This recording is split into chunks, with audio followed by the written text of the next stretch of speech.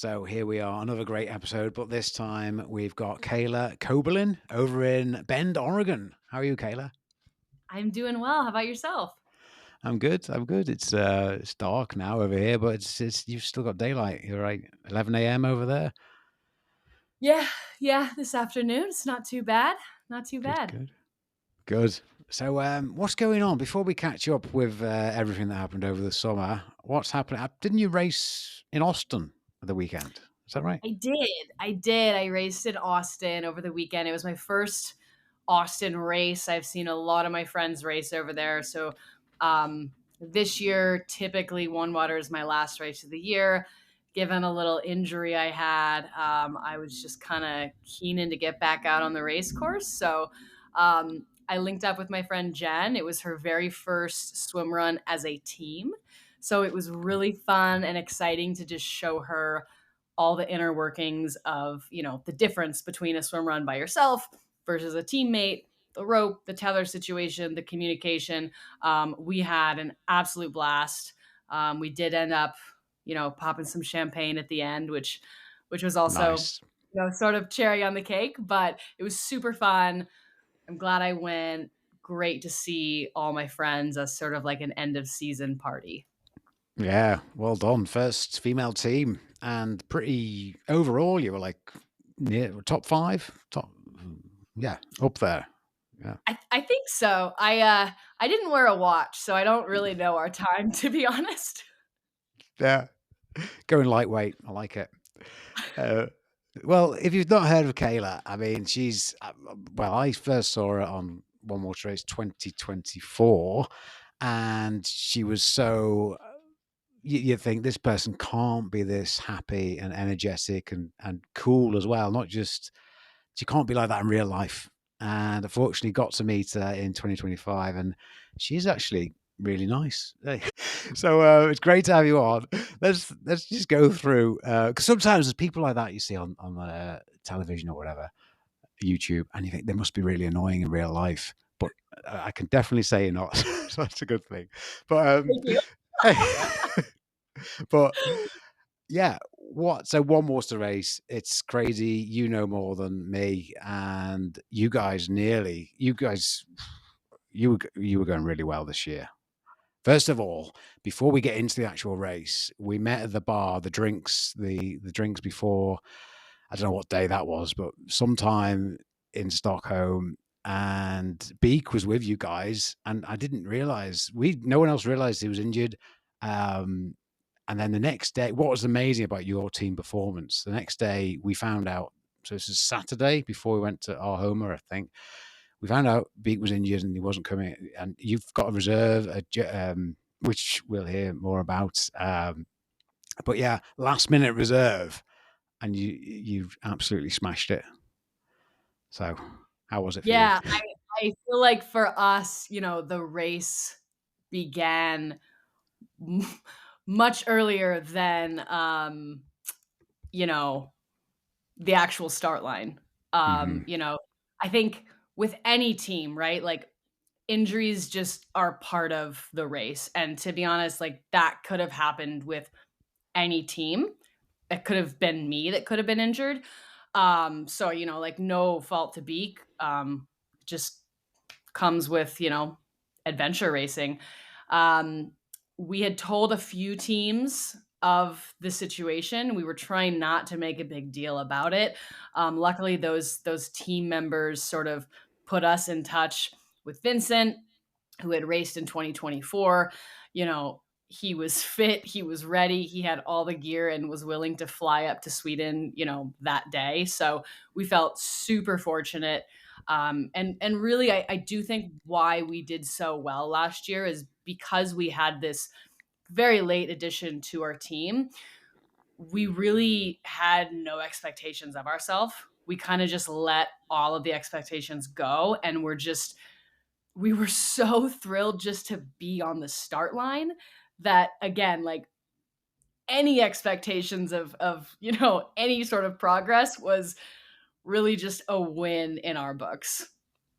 Yeah, yeah. I mean, yeah, it was amazing how well you guys did last minute.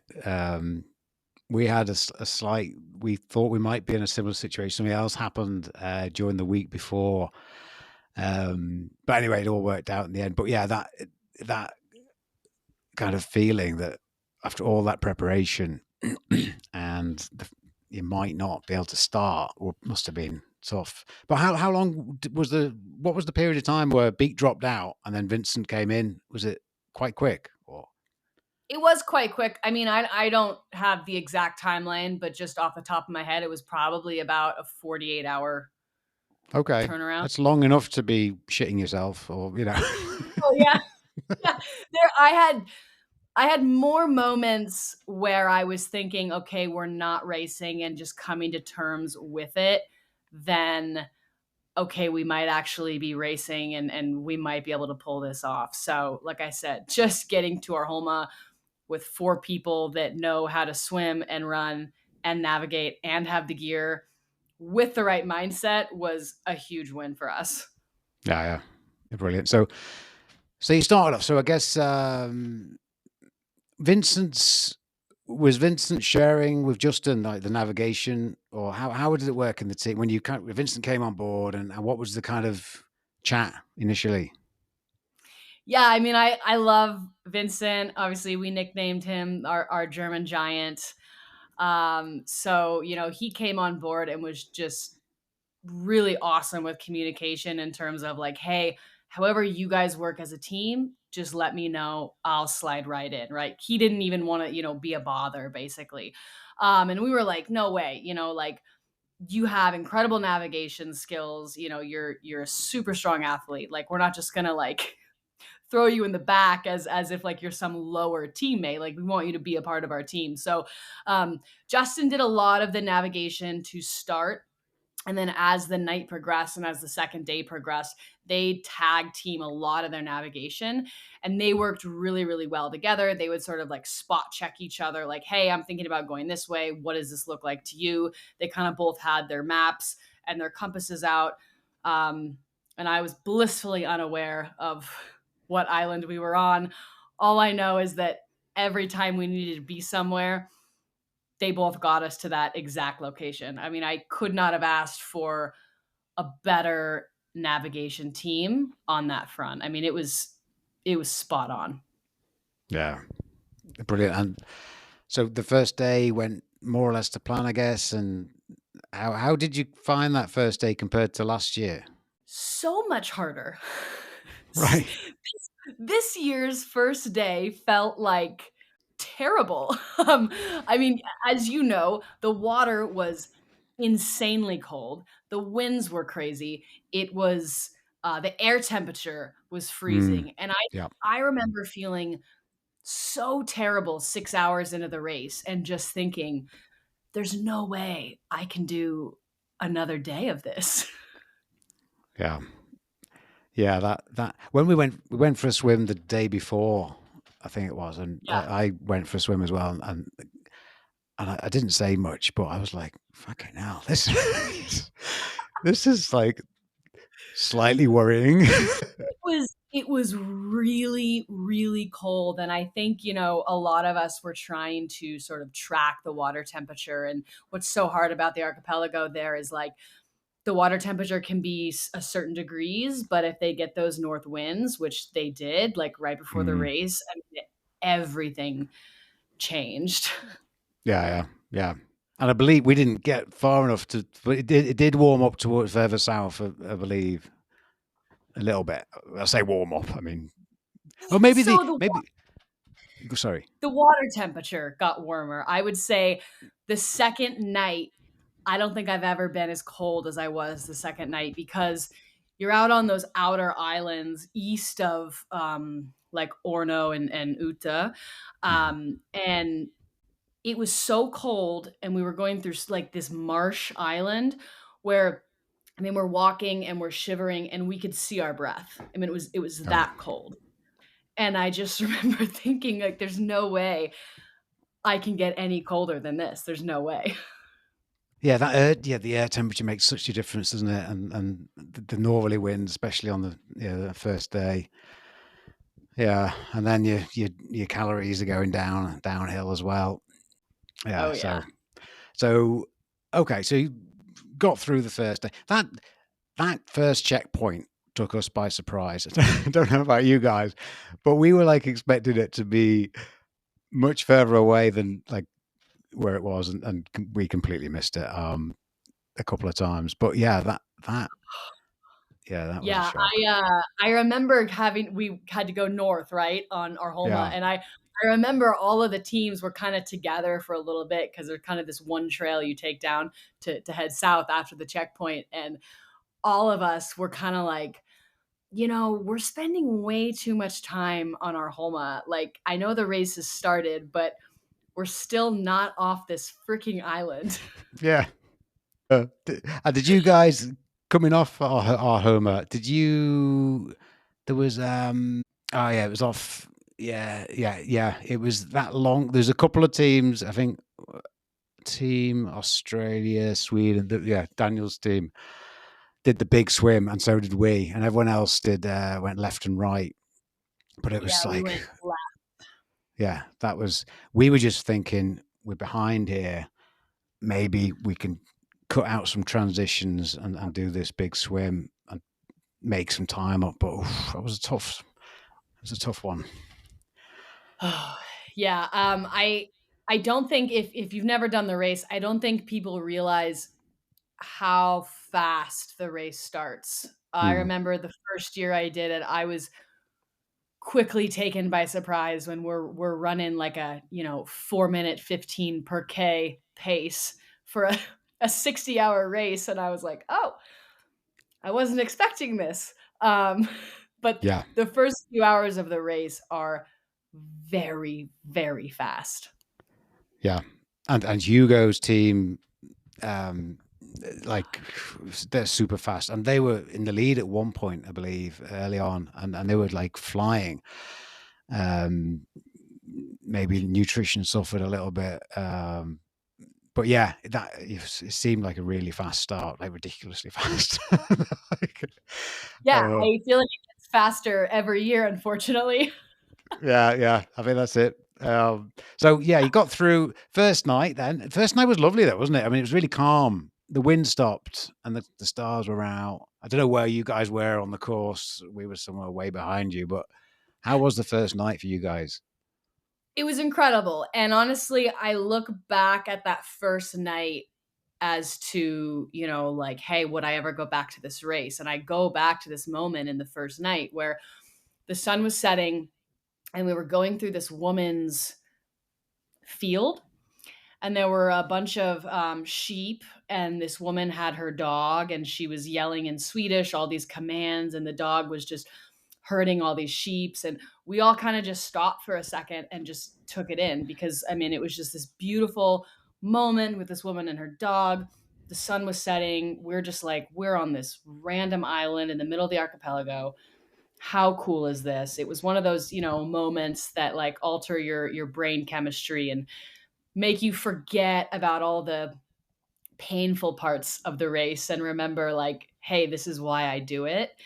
So it was really magical, that first evening. And to your point, the winds weren't too bad, the weather wasn't crazy, so I do feel very lucky in that sense. Yeah, she was definitely shouting at the sheep, not shouting at you. We'll never know. In my mind, she was shouting at the dog. Okay. Yeah, let's go with that. Um, yeah, on that point, that road that was out of bounds on Mhm. the first day. Which way did you go on that? Did you run alongside? We took the trail. There was like a bike path that was Right. available. So we took the bike path a long ways down. Okay. And under a All I remember. tunnel, or so was there a tunnel or something? Yes, we did go under a tunnel. I'm just trying to piece it all together because I had FOMO on the land bit. So that first night he did that, and so teams started to drop out behind on that second day, and there was you were guys top five, looking like the speed the front two, particularly Team Australia, Sweden were going was just so fast. But you know, we were thinking you guys might finish this, and you got into the second night. How did you deteriorate? Did the pace? What happened? What happened on the second night? You know, it's funny. I remember the first year Thomas was saying, like, the race starts in the second night, and the second night is when the wheels will fall off. And obviously, the first year I did it, I really didn't get to experience that. So I still was just like, okay, how bad can this second night be? It can be really bad. Yeah. you I think the lack of sleep is really when you notice that second night, Mhm. the hallucinations I was having at like such a constant rate just became normal for me. And again, like the lack of sleep with it being dark and then navigation, that's where things can get really bad and you can really easily make a nav error without even realizing it. I think Justin, the one nav error he made, I think we thought we were going west on this island, but we went 30 minutes east. And, you know, Vincent didn't even catch it because he was half asleep. So the sleep monsters are very, very real. And I think that that really slowed us down a lot. Yeah. Yeah. I mean, you still like I was just looking at the numbers. You did 162 kilometers. That was the third most distance covered of all the teams. 26% of swimming. So not yeah, still 26% of 162 is quite a lot. Yeah, But it felt like more. yeah, yeah. So well, yeah, a big distance covered. That's a good 2/3 of the way, isn't it? Maybe more. Depending on Yeah, yeah, probably more, isn't it? Yeah. Did you yeah, see and many? Go on. I just my mentality for the race was always, "Don't give me the map. I don't wanna know where we are. I just wanna know, like, okay, how long is this swim? How long is this island trek?" Uh, because my thought process was, "Well, we're not at Landsort, so we might as well keep going. I don't need a I don't need to know how far away we are because it'll probably be a demoralizing number that I would rather not know." Yeah. Yeah, yeah. It's not going to be just around this corner, is it? 5 minutes. Okay, so what time did you get through the second night? What was it? Morning? What time was end time? It was oh, I can't even remember. It was probably towards the end of the second night, the very end. Okay. And we were extremely, extremely cold to the point where, like, again, we could see our breath and we were shivering before we got in the water. And ahead of us, we had these two like very long swims. So it was Mm, like, okay, we're either going to get stopped now or we're going to get pulled out of the water. So let's just stop now because of the time issue. And just, again, we were so cold. yeah. Yeah. The time you're getting towards the 8 hours behind. Yeah. Yeah. Yeah. Yeah, we'll come back to that but yeah, it is really tough, isn't it? So you're shivering before you get into a long swim, and you're seeing your breath. It's a pretty difficult situation, and you've got to go faster now to make the cutoff. Yeah, I mean, it was just a lose-lose situation to be in, but to be honest, I mean, none of us were sad that we had to pull out when we did. And again, to people listening, that might sound crazy, like, "Oh, you've gone this far, like, wouldn't you be disappointed to, feel like you're that close and if you just keep going?" But in all honesty, like, if you give 100% to something like a race like that, there's no way I could possibly be mad or frustrated at myself or my teammates because we literally did everything we could given this scenario. So at the end, we just felt super, super proud of one another for getting as far as we did, given our circumstances, given the weather. I mean, yeah, it was really just a feeling of, you know, gratefulness and also kind of excited that we could go to sleep. Yeah. Yeah, I mean, you guys pushed it, like, Yeah. that was, for me, for anyone who knows about the race, that was an awesome performance from a lot, even, a lot of the teams that, so 2 teams finished and 8 DNFs, which on the face of it sounds, "Oh, that's awful. Those guys must be rubbish." But, it's actually like, uh, the team 3 Sweden, team 8 Sweden, team 7 USA, team 2 USA France, team 10 Sweden, and then team 5 France, Sweden, team 4 GB, and team 9 Canada, sorry, Australia. There's a few medical things going on and other things happening, but those top 6 kind of, I think, had a particularly good race and pushed Yeah. it, really good, really hard. It was crazy to me this year to just see all of the medical situations that happened. I think it was a reminder for all of us that, no matter how fit or how much experience you have with the cold water, like no one is, above sort of these medical situations, which are really scary. Um, our team actually was on the island that the Swedish team was on when who was it? When someone got evacuated for the bee sting? Yeah. Oh God, what was it? It'll come to me, but yeah. So Um, we were going back and forth for a long time with that team, and it was super fun to see Isabella, and like a lot of the times, like we kind of worked together on some of the navigation stuff, and we had different routes here and there, but we'd always keep crossing paths. And I remember we saw them, and then we went a different direction with them, and then 10 minutes later we hear this helicopter, and we're like, again, we're very sleep deprived, so our first thought is like, my first thought was, "Oh, there's like a tour company, like, giving a tour of the archipelago in a helicopter."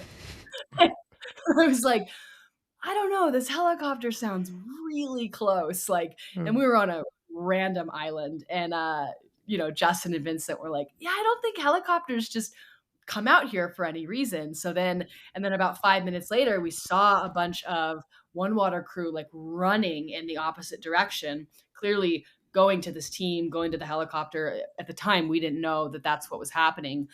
Um, and then the next island, I think Melissa got word that someone had to get helevaced out, and it's a sucky situation, right? Because you're in the mm, race, you don't know what's happened. You just know someone had to get, medically helevaced out of the archipelago.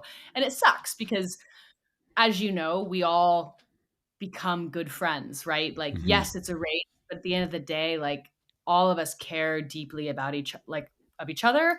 Like, none of us would want to see another person get hurt. So it was sad, and also just a good reminder that, you know, nobody is above nature. Yeah, yeah.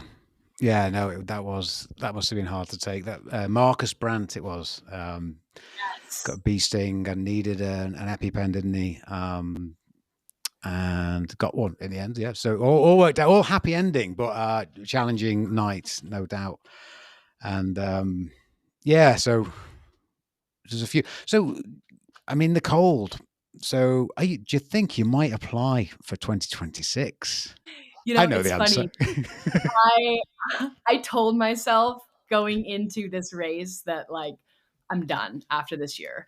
To commit like 2 years of your life to one race is a lot.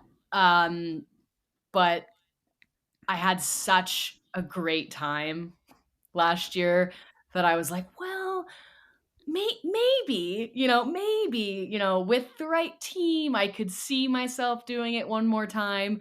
Again, creating a team is the hardest aspect, as I'm sure you know. You can't just be a swimmer. You can't just be into adventure racing. You kind of have to have this weird mix of people who are good at very odd and specific things. Um, so it's TBD. Hmm. You'll I guess you'll find out maybe in December or January on if I applied again or not. Yeah, look forward to that. I'm pretty sure you've applied. Um, we will see. We will see. So, so imagine you have applied with the right team, and you're selecting your kit, your wetsuit. Is there anything you do differently for, say, it was the same conditions for 2026? What could you do differently, wetsuit wise or kit wise, generally? 100%. I think from a wetsuit perspective, I did really, really well.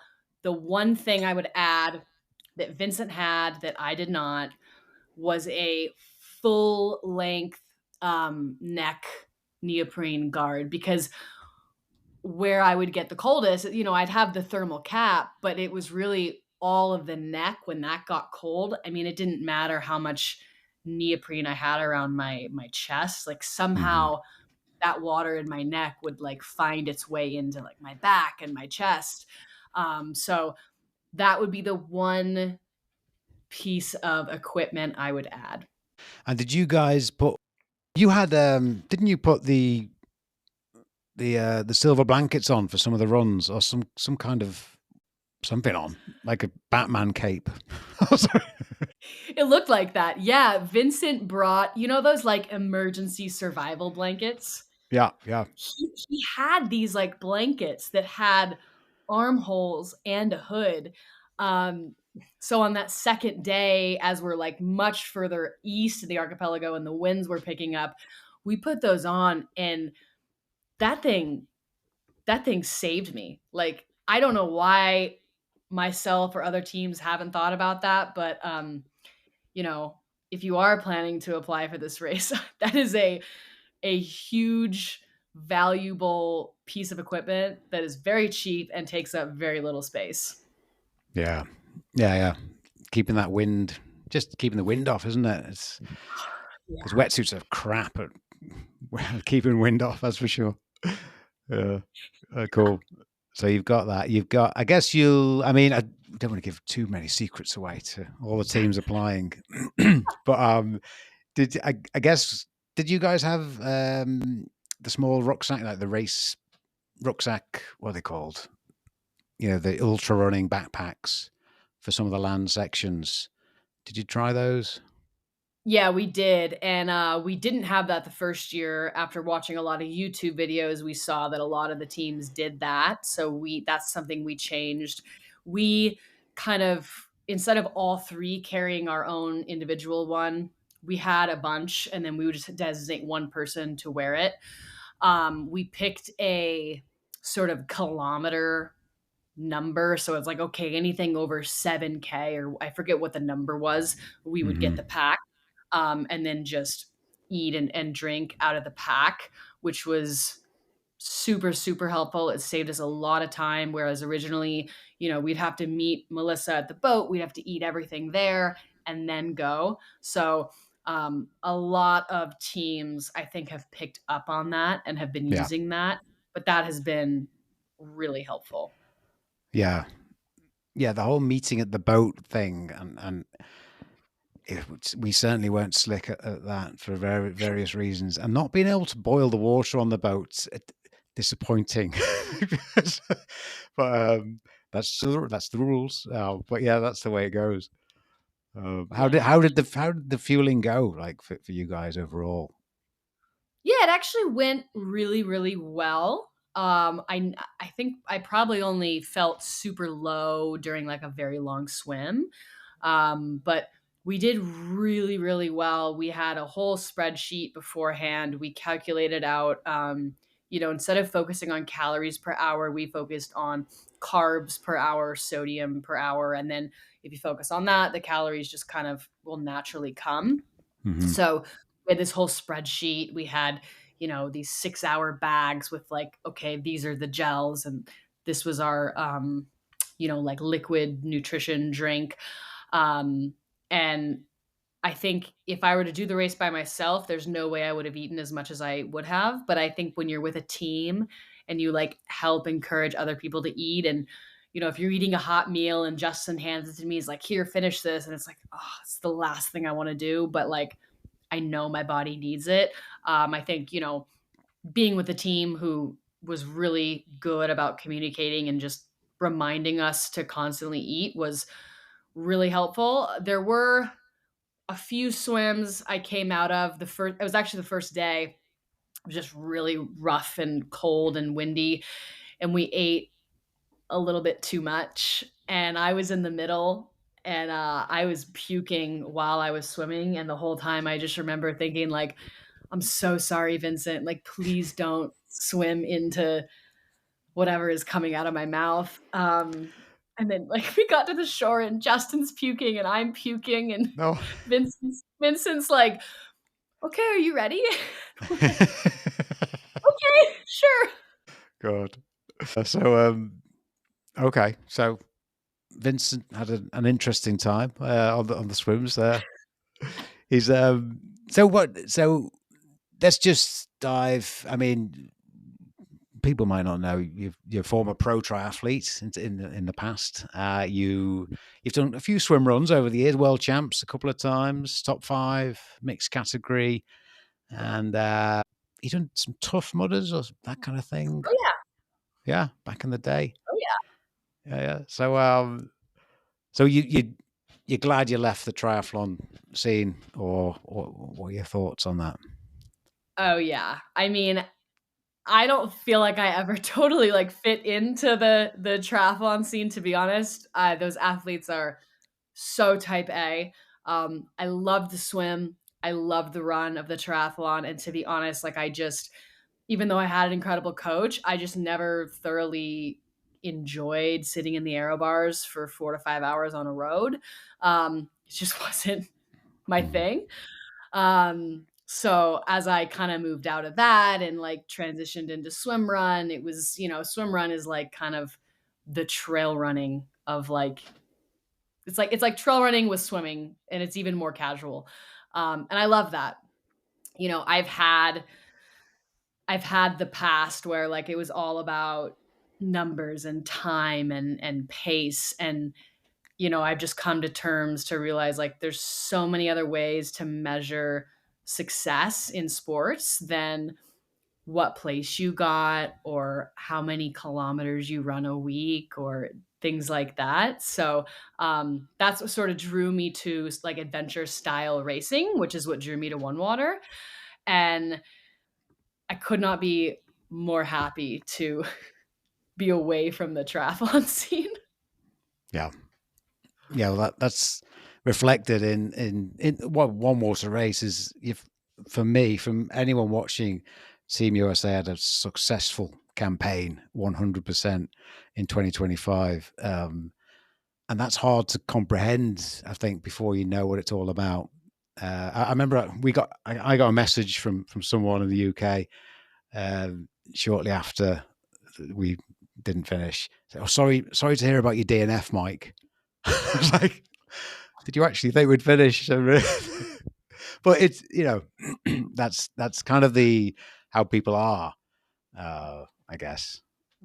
But having said that, the numbers are important because you do want to finish. Yeah, I'm assuming you do want to finish, and we wanted to finish. Everyone wants to finish. So how you know talked a little bit about the numbers and the pace, and which you move away from, but to be able to finish, how?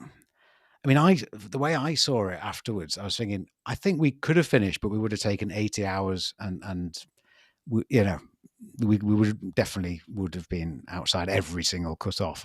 So how how how could you finish next year if you applied?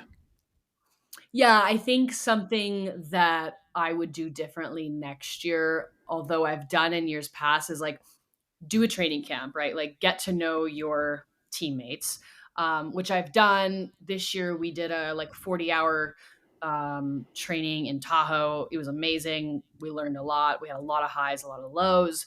All that was great.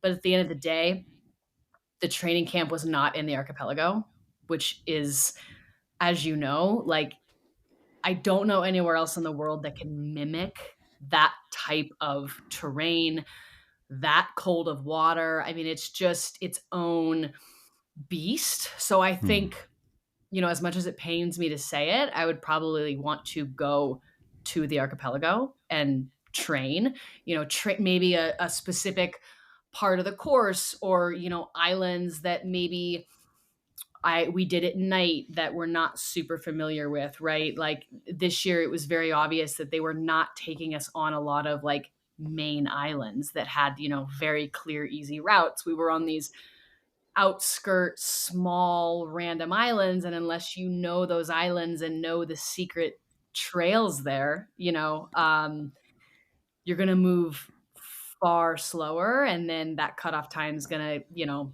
become very apparent. So I would say, get together, do a training, dry run, however many hours that wants to be. But I think you have to do it in the archipelago, unfortunately. Yeah. And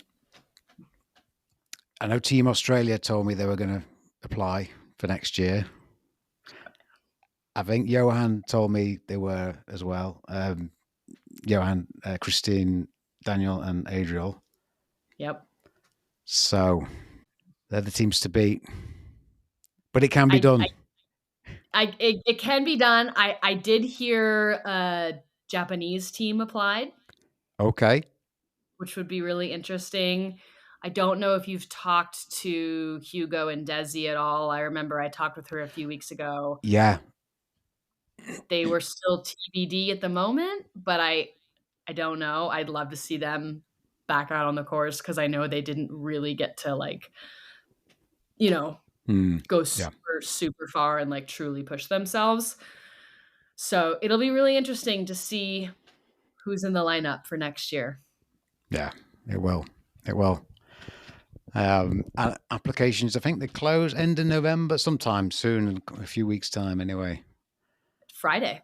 They Is it close Friday? Friday Oh, wow. 21st. Okay. Get those But I, applications I in. wouldn't I wouldn't know that for any reason. Oh, no, you wouldn't know that because you don't know, have you? Okay. So I didn't realize Justin was married to Melissa, by the way. I've only just realized now. But I was, yeah, totally didn't. Yeah. He was such a cool guy. I got to talk to him the night. I don't know. The days just don't make any sense. But it was before the race, and he got his laptop. We were up early or late or something. He got his laptop out, and he recorded a video for his class. He teaches outdoor ed, I think, in California somewhere. And he Yeah. recorded a video, like a tutorial of some description, published it, and put it down. It was like, it was great. Very cool guy. Justin's awesome. Like his positive energy is just great. Like he's definitely a kind of guy like you need on a team. Like he actually reminds me a lot of Chris, who's on your team. Just this like tall, really good swimmer. Just can talk your ear off all day, all Yep. night. I mean, Justin kept me awake by just asking me the most obscure questions. And I'm sure Chris probably did the same. But yeah, I call like because I got to know Chris really well through last year, and I have a joke now with Justin that he's like the U.S. version of Chris, and Chris Yeah. is like the UK version of Justin. Yeah. Yeah. Oh, he is a character. Um, Yeah, yeah. So, and Melissa seemed lovely as well. Really, yeah. Good team. she's amazing. Good team. I Yeah. I think honestly, I don't think the people on the boat get enough credit for that job. I think a lot of the focus, especially with the cameras, is on the athletes. But I mean, there's no way I could do that job of being on the boat. I mean, there's so much pressure on that individual for the navigation, the food, getting everything that we want. I mean, it's a huge undertaking. Yeah, yeah. It took the not. Yeah, I've done a lot of kind of boat support, but I've been in control of the boat and I could do what I liked.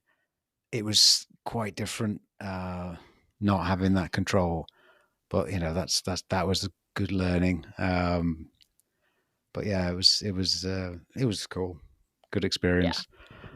But so you're in Bend, right, in Oregon, Bend, which Oregon, is that's correct. yeah, which is a pretty cool place from what I've heard.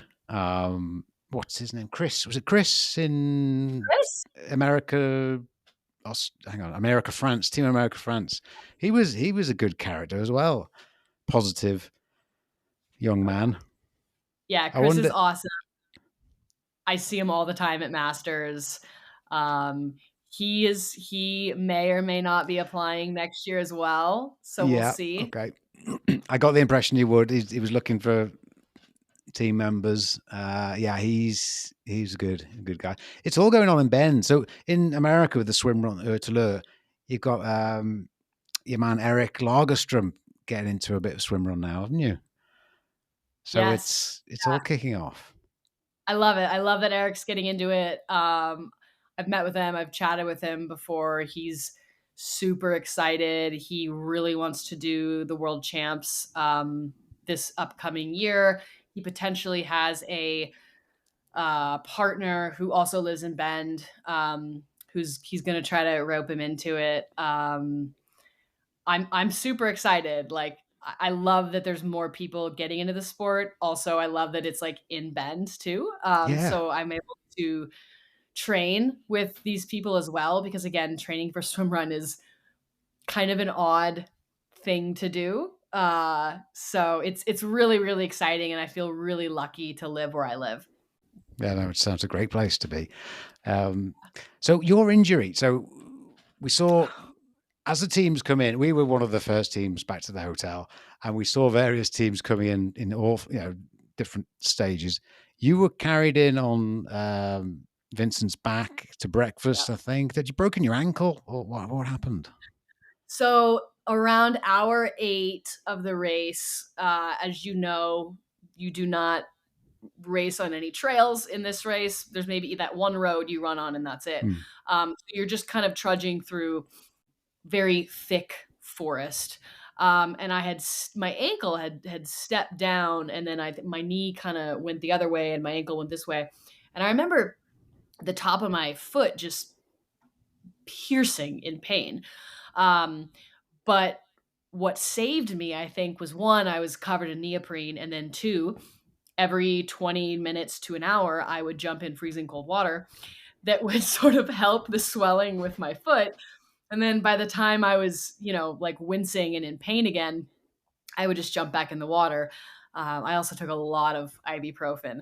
But once that wore off and the race ended, I realized that it was my foot or my ankle. I couldn't really figure out what it was. It was pretty messed up.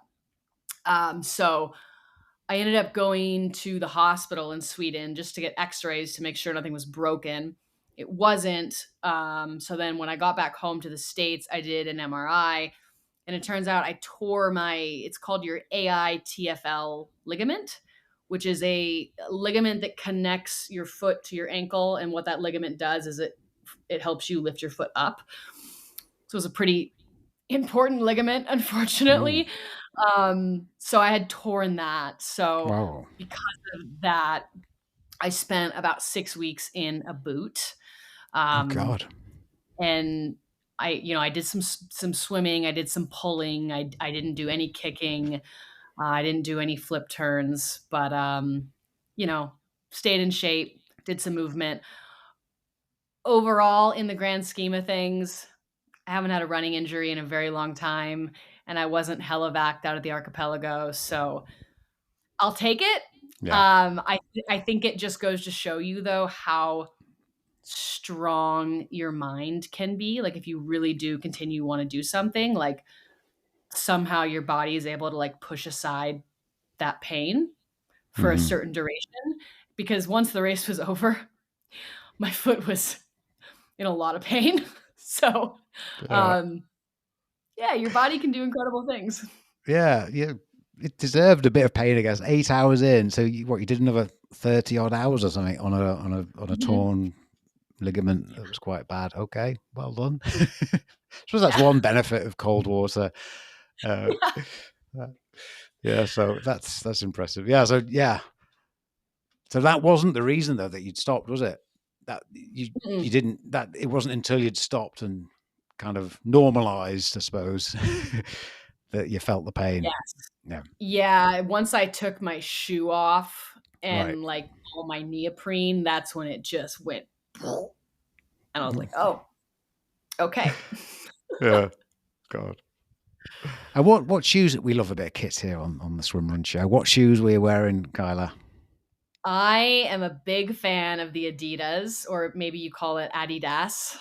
I don't Yeah, know the I correct don't know way to the say right one it. actually, but yeah, I yeah. call it the Adidas. It's the one with the carbon plate. I'll be honest, I don't know the name, but it's the Agravix Agravic Trail. Trail Ultra or Yeah, Terex.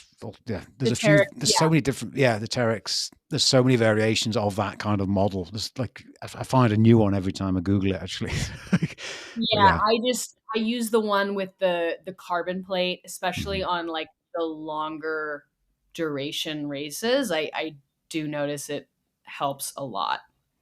Yeah, okay. And that was the only shoe you used. The only shoe. Very good. I Yeah. know. In Team America France, what's the name of the guy? He's a former pro triathlete as well. Jared. Jared, yeah. Didn't he? Chris was telling me, Chris was in his team, that Jared told them what shoes they had to wear. I don't know what the shoe was. Yeah, Jared was like quite militant about that side of things for me. I mean, I get it because like what trail shoe might work for you on a normal basis might not work in the archipelago because those rocks are so slippery. Yeah, they So, are yeah. 100%. Yeah, the continental grip on the Adidas or whatever it is it's pretty good. It's It's pretty awesome. yeah, it's pretty good. And I've seen in the last, especially in the last year, I've seen a lot more people racing in those shoes. Actually, a woman came up to me at Austin and she goes, "Oh, are these like the shoe sponsor of the race?" I was like, "No, they're very popular." Yeah. Yeah, yeah. Yeah, I don't think Adidas are obviously swim run's so small, but it's definitely a lot of people walking around in them. So you may or may not have applied for One Water Race 2026. Any other may or may not race plans for next year, Kayla? I would love to race Rockman. Okay. And I think just more European races in general. Obviously, it's a bit harder for me to get out there from the West Coast, but I've done a lot of the races in the US. They're not bad. I just would like to maybe race against some different people, maybe have a different teammate. I'm very open with like who I race with. I don't necessarily like have one partner. I'll race with females, I'll race with males. Doesn't matter to me.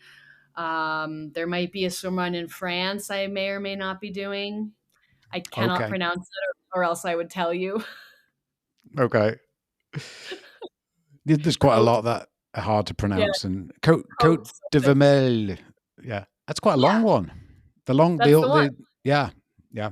That's a good one. I've heard. I've not done it, but yeah. That's the one. Yeah, I got asked by someone to do that, so I may or may not be at that one. Okay. But yeah, I would love to do Rockman. Honestly, so many of my friends have done it. It looks incredible. It looks super hard, super challenging. So, anything that I'm able to just sort of like push my limits with, I'll sign up for. Yeah. Okay. But that might. Yeah. Okay. Hard to. I guess you can plan better when you know whether you've applied for one water race or not and Yeah, and been successful. the thing is too is like even if you do apply for one water, going back is never a guarantee. No. The demand and applications I know that they get is so high, so it's really up to the one water organization to decide like who they want coming back. So Yeah, it's that's the one tricky thing about the race, right? Is even if you apply and you wanna do it, you're still not gonna know by mid-December if you get in or not. Yeah, yeah, it's tricky. It's tricky. But you've shown good progression over the last 2 years there. So yeah, I'm hopeful for you. Me too. Me too. We'll see. Okay. Um, so I think we've covered quite a bit there, Kayla. Yeah, And I'm really excited to see the teams when they do eventually come out. And if you are in a team, I will be looking out for you guys, whoever you're racing with, for sure. Because you and Justin. I didn't speak to Melissa much. But I guess you and Justin was so positive that he's kind of magnetic personalities. So I talked to you guys more, and but yeah, you guys were awesome, and Chris, all the teams. I'm just trying to think that everyone was just great.